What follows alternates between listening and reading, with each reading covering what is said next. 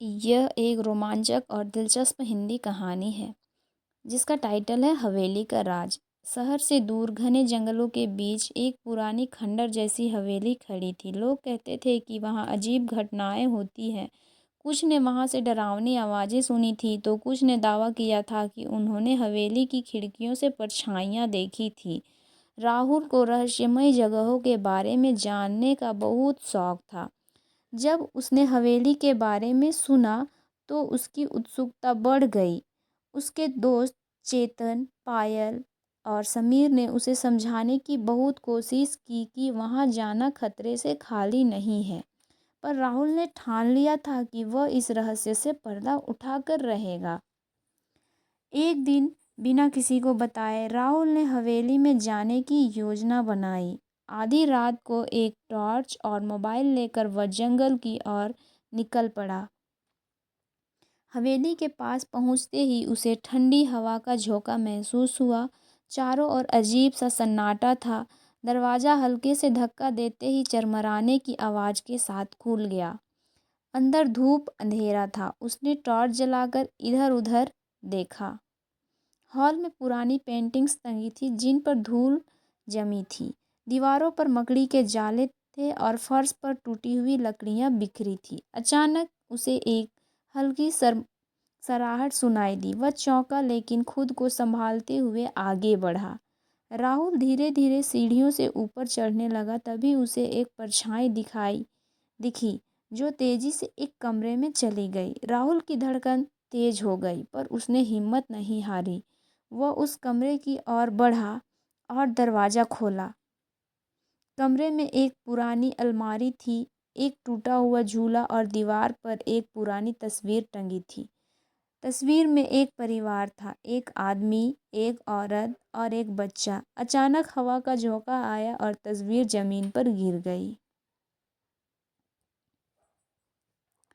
राहुल ने अलमारी खोलने की कोशिश की लेकिन वह जाम थी। तभी उसे पीछे से किसी के सांस लेने की आवाज़ सुनाई दी। उसने तुरंत मुड़कर देखा पर वहाँ कोई नहीं था। राहुल अलमारी के पास गया और ज़ोर से धक्का दिया। तभी अलमारी के पीछे एक गुप्त दरवाज़ा दिखा। राहुल ने उसे खोला और अंदर झाँका। कमरा एक तहखाने में खुला था। वहाँ कुछ पुराने सामान रखे थे और एक मेज़ पर ढेर सारे कागज़ फैले थे। एक डायरी पड़ी थी जिस पर धूल की मोटी परत जमी थी। राहुल ने उसे उठाया और पहला पन्ना खोला। लिखा था, यदि कोई यह डायरी पढ़ रहा है तो उसे यह जान लेना चाहिए कि इस हवेली में कुछ रहस्य छुपे हैं। मैं उसे उजागर करना चाहता था पर शायद अब मैं यह कभी नहीं कर पाऊंगा। राहुल ने पन्ने पलटने शुरू किए। डायरी के अनुसार यह हवेली कभी राजा विक्रम सिंह की थी। उनके पास एक बहुमूल्य हीरा था जिसे नवरत्न मणि कहा जाता था। कहा जाता था कि वह हीरा इतना शक्तिशाली था कि जो भी उसे छूता उसकी किस्मत बदल जाती।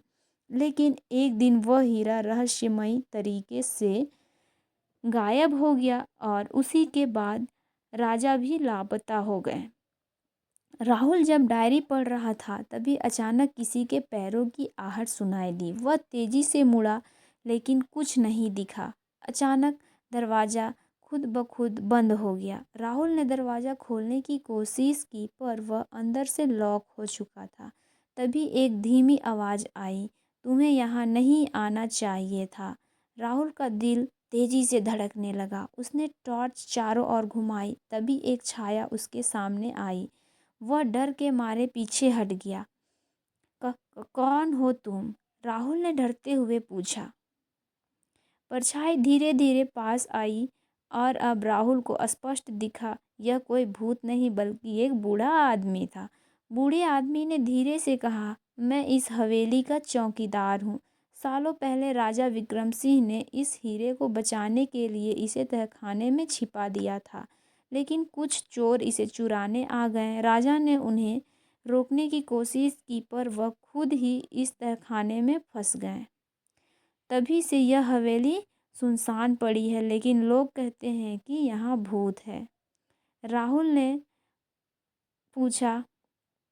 बूढ़ा हंसा, सिर्फ अफवाहें हैं। लोगों को डराने के लिए ही ये कहानियाँ फैलाई गई है ताकि कोई इस हीरे तक ना पहुँचे। राहुल ने चारों ओर देखा। उसे एक पुरानी तिजोरी दिखी। बूढ़े आदमी ने एक चाबी निकाली और तिजोरी खोली। अंदर एक छोटा सा डिब्बा रखा था। जब बूढ़े ने उसे खोला तो अंदर चमचमाता हुआ नवरत्न मणि रखा था। अब यह क्या होगा? राहुल ने पूछा। इसे सरकार को सौंपा जाएगा ताकि यह सही हाथों में रहे, बूढ़े ने कहा। राहुल मुस्कुराया। उसने हवेली के सबसे बड़े रहस्य से पर्दा उठा दिया था। अगली सुबह उसने पुलिस को सूचना दी और नवरत्न मणि को संग्रहालय में सुरक्षित रख दिया गया। राहुल ने साबित कर दिया कि कभी कभी डर सिर्फ मन का वहम होता है और हिम्मत से हर रहस्य सुलझाया जा सकता है।